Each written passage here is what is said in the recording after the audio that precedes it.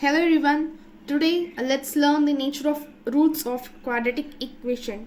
So the general quadratic equation is ax square plus bx plus c is equal to 0. And then the roots of the general quadratic equation can be written as x is equal to minus b plus or minus root of b square minus 4ac by 2a.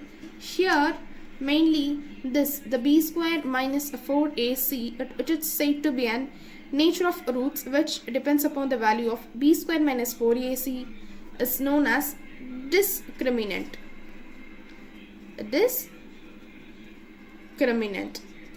So here d is equal to b square minus 4ac, and this has three solutions. If d is equal to 0, then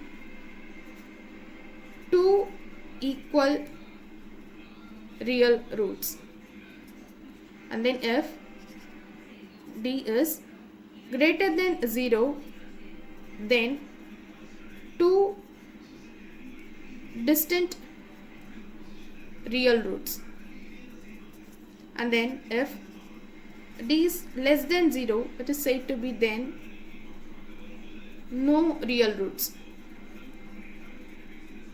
Let me have an example question. 9x square minus 12x plus 4, which is equal to 0. Here I can write a is equal to 9, b is equal to minus 12, and c is equal to 4. So d is equal to b square minus 4ac. Here d is equal to minus 12 square minus 4 into 9 into 4. So here 12 square is 144, and then 4 into 9 into 4 is also 144. So I got d is equal to 0. If d is equal to 0, then it is said to be two equal and real roots. So it's two equal and real roots.